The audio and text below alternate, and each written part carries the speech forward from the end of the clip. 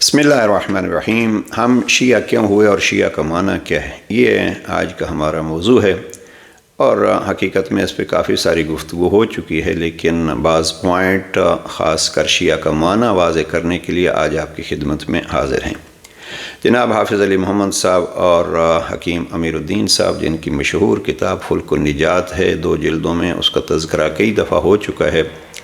वहाँ ये दोनों बुज़ुर्गवार कहते हैं कि हम जब शिया हुए तो बार बार हमसे ये पूछा जाता था कि आप शिया क्यों हुए।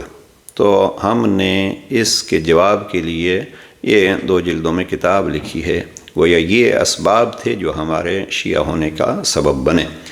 अब उसमें उन्होंने पहला जो उन्वान दिया है वो ये है कि शिया का माना क्या है, शिया लफ्ज़ किस लिए इस्तेमाल होता है। देखिए अज़ीज़ान, इस दौर में भी लफ्ज़ शिया को गोया गाली समझा जाता है, हालांकि ये कुरानी लफ्ज़ है। हदीस में लफ्ज़ इस्तेमाल हुआ है, तारीख़ में लफ्ज़ इस्तेमाल हुआ है, लुग़त में लफ्ज़ इस्तेमाल हुआ है। ये 4 जुमले याद रखिए, और अगर कोई साहिब तहक़ीक़ है तो उनको देखिए कि कुरान मजीद में लफ्ज़ शिया कहाँ इस्तेमाल हुआ है, हदीस में कहाँ इस्तेमाल हुआ है, तारीख़ में कहाँ इस्तेमाल हुआ है, और ये लुग़त की किताबों में कहाँ इस्तेमाल हुआ है। बल्कि हमारा चूँकि ताल्लुक़ नाजुल बलागा से रहता है, मैं आपकी खिदमत में अर्ज़ करूँ कि जनाब अमीर अलैहिस्सलाम ने 2 दफ़ा लफ्ज़ शिया इस्तेमाल किया है। शीन ये ऐन, ये मुख्तलिफ़ तरीक़ों से मुख्तलिफ़ सीगों में फिर आगे, तो 2 दफ़ा इमाम ने लफ्ज़ शीन ये ऐन इस्तेमाल किया है। और जनाब अमीरुल मोमिनीन ने बसरा वालों को याद करते हुए लफ्ज़ शिया इस्तेमाल किया। तो ये शिया कोई गाली नहीं है। कुरान मजीद में 11 दफ़ा लफ्ज़ शिया इस्तेमाल हुआ है। आप अगर उस सूरह कसस की मशहूर आयात को देखें, जनाब मूसा का जब तज़किरा होता है तो हादा मिन शिअतिही व हादा मिन अदुव्विही, सूरह कसस की आयत नंबर 15 में ये मूसा का शिया है और ये मूसा का दुश्मन है। अब ये देखिए, यहाँ लफ्ज़ शिया दुश्मन के मुकाबले में आया है। अब दुश्मन के मुकाबले में आप जिसका माना करेंगे, जनाब मूसा का पैरोकार, अहले सुन्नत उलमा ने बाद ने कहा जनाब मूसा का रफ़ीक, जनाब मूसा के ग्रोह वाला, जनाब मूसा का तरफदार, जनाब मूसा का मुहिब, जो माना आप शिया का करें वो करें वहाँ। लेकिन उसके मुकाबले में देखिए एक शिया होता है और एक दुश्मन होता है। सूरह साफ़ात की आयत नंबर 83 को अगर आप देखिए तो वहाँ हज़रत इब्राहीम के लिए लफ्ज़ शिया इस्तेमाल हुआ, वमिन शिअतिही इब्राहीम, और हज़रत नूह के शियों में से हज़रत इब्राहीम थे। तो ये शिया का यानी माना क्या किया गया है, हम आते हैं उसकी तरफ। कुरान मजीद में 2 दफ़ा लफ्ज़ इस्तेमाल हुआ है लफ्ज़ शिया फ़िरऔन के साथ, इन्ना फ़िरऔन अला फ़िल अर्ज़ व जअल अहलहा शियअ। ये भी सूरह कसस की आयत नंबर 4 है कि फ़िरऔन ने ज़मीन में फ़साद किया और लोगों को ग्रोहों में तकसीम कर दिया। जअल अहलहा शियअ। मसलन सऊदीया से जो उर्दू में कुरान प्रिंट हो रहा है और मुफ्त मिलता है, उसमें आप देखिए तो इन्होंने कहा है फ़िरक़ों में तकसीम कर दिया। तो ये शिया यानी फ़िरक़ों में। तो अब ये शिया का माना जो है वो कुरानी माना है। नहजुल बलागा में जनाब अमीर अलैहिस्सलाम का अगर खुतबा नंबर 215 देखिए, जनाब अमीर अलैहिस्सलाम अपनी मज़लूमियत को और शियों की मज़लूमियत को बयान करते हैं। पहला इसका खुतबा 215 का पहला जुमला है, अल्लाहुम्मा इन्नी अस्तादीका अला कुरैश, खुदा मैं कुरैश से इंतकाम लेने पर तुझसे मदद का खासगार हूँ। ये कुरैश जिन्होंने फ़इन्नहुम क़द क़तअू रहमी, इन्होंने मेरे सिलसिले कराबत के बंधनों को तोड़ दिया है। और फिर जनाब अमीर अलैहिस्सलाम यहाँ अपना रोना रोते हैं कि मुझसे कैसे मेरा हक़ ले लिया गया है। सख्त लफ्ज़ हैं इमाम के इस खुतबे में, फ़अग़ज़यतु अलल क़ज़ा व जरअतु रैकी अला शजा व सबरतु मिन क़ज़मिल ग़ैज़ अला अमर्र मिनल अलकम। देखिए ये लफ्ज़ इस्तेमाल करता जाऊँ और तर्जमा इस हिस्से का कर दूँ। मैंने निगाह दौड़ाई तो मुझे अपने अहले बैत के सिवा न कोई मुआविन नज़र आया, न कोई सीना सिपर और मुईन दिखाई दिया, तो मैंने उन्हें मौत के मुँह में देने से बुख़्ल किया। अब इमाम अपनी हालत क्या बतलाते हैं, हालत मेरी क्या थी, आँखों में खस व खशाक था मगर मैंने चश्म पोशी की, हल्क में गम व रंज के फंदे थे मगर मैं लुआब दहन निगलता रहा। गम व गुस्सा पी लेने की वजह से ऐसे हालात पर सब्र किया जो हंजल से ज़्यादा तल्ख और दिल के लिए छुरियों के कचोकों से ज़्यादा अलमनाक थे। ये है जनाब अमीर अलैहिस्सलाम का अपना दर्द कि मुझसे क्या हुआ। फिर इस खुतबे के आखिर में जनाब अमीर अलैहिस्सलाम फरमाते हैं, व अफसदु अलैया जमाअतहुम, کہ ایک گروہ نے مجھ پر یکجہت ہو کے اور اکٹھا ہو کے ہماری یکجہتی کو درہم برہم کر دیا۔ وَوَاسَبُوا، یہ لفظ آپ کی خدمت میں عرض کرنا چاہتا ہوں کہ لفظ شیعہ نہج البلاغہ کے خطبہ 215 میں جناب امیر علیہ السلام نے استعمال کیا۔ وَوَاسَبُوا عَلَى شِيعَتِي، اور میرے پیروکاروں پر ٹوٹ پڑے۔ یا مفتی جعفر حسین مرحوم کا ترجمہ ہم نے کیا شیعتی، یہ جناب امیر علیہ السلام نے لفظ استعمال کیے ہیں جمل سے پہلے کے حالات کے، شیعتی۔ تو اب یہ کہیں کہ علی کا شیعہ کون ہوتا ہے؟ علی کا شیعہ وہی ہوتا ہے جو جمل میں جناب امیر علیہ السلام کے ساتھ تھا، اور وہ شیعہ نہیں ہوتا جو جناب امیر علیہ السلام کے مخالف تھا۔ وہی ترجمہ ذہن میں رکھ لیجئے، موسیٰ کا شیعہ تھا اور موسیٰ کا دشمن تھا۔ تو شیعہ یعنی کیا ہے؟ شیعہ یعنی طرفدار۔ اب آتے ہیں اس طرف، بلکہ یہاں عرض کرتا جاؤں، خطبہ 137 میں جناب امیر علیہ السلام نے لفظ شیعہ استعمال کیا، حتی یکون بعضکم ائمۃ لأہل الضلالۃ وشیعۃ لأہل الجہالہ۔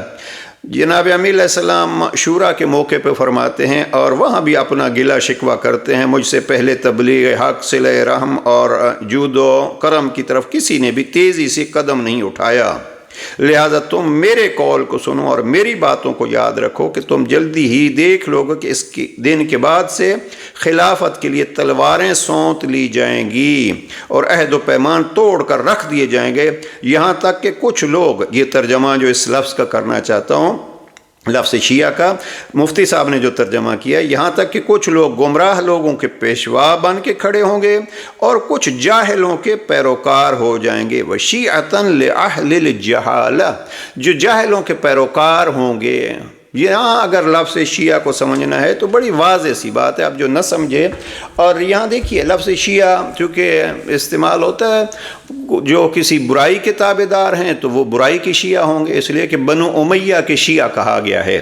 تو جو برائی کے تابع دار ہوں گے، جو کسی کے تابع دار ہوں گے، اسی کے وہ شیعہ کہلائیں گے۔ تو یہ جناب امیر علیہ السلام نے لفظ شیعہ کہنے کے لیے استعمال کیا ہے۔ اب اس سے زیادہ وضاحت ہم کیا کر سکتے ہیں؟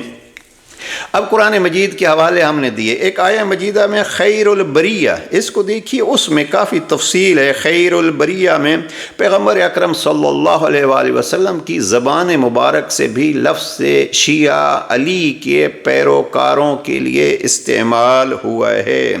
یہاں خیر البریہ کی تفسیر میں دور منصور کے حوالے سے لکھا ہے کہ جناب پیغمبر اکرم صلی اللہ علیہ وآلہ وسلم قسم کھا کے فرماتے ہیں خیر البریہ سے مراد علی کے شیعہ ہیں، یعنی یہاں تفسیر میں بھی آ گیا ہے لفظ شیعہ اور حدیث میں بھی لفظ شیعہ آ گیا ہے۔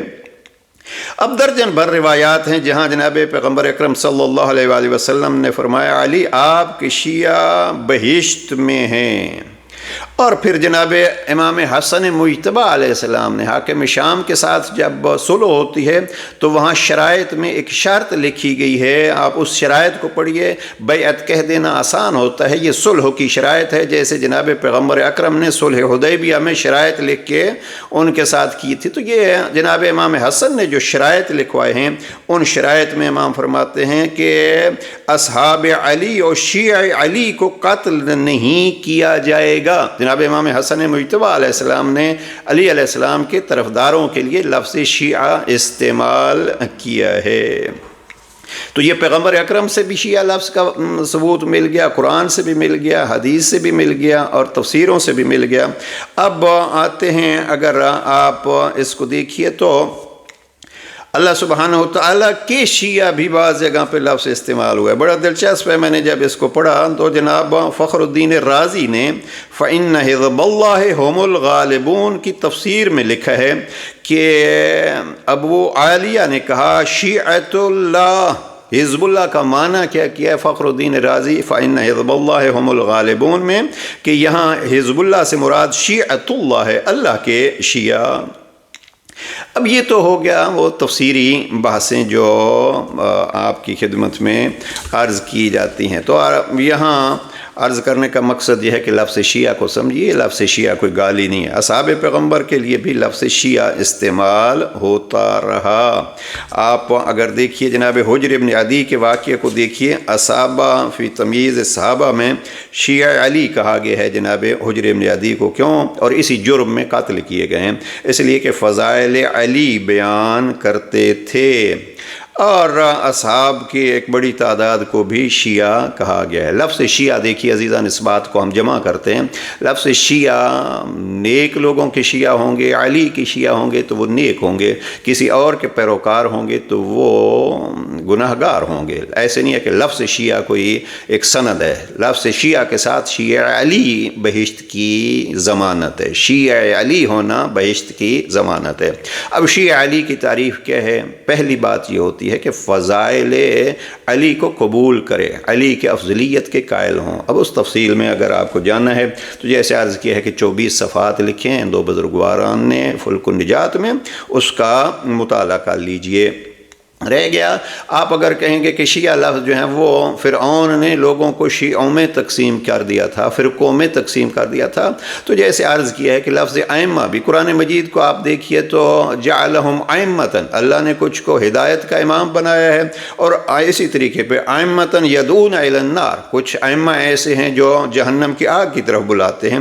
تو اب یہ ہم کہیں کہ ائمہ لفظ جو ہیں وہ چونکہ نار والوں کے لیے استعمال ہوا ہے تو کوئی غلط لفظ ہے۔ اسی طریقے پہ لفظ سنت جو ہے، آپ قرآن مجید کو آپ دیکھیے، سنت اللہ ظاہراً لفظ جو ہے وہ سنت اللہ لفظ استعمال ہوا ہے، اللہ کی سنت، اور وہیں لفظ استعمال ہوا ہے کہ سنت الاولین، وہ جاہلین کی، وہ پہلی جہالت والوں کی سنت، یعنی لفظ سنت بھی دونوں طرف سے استعمال ہوا ہے۔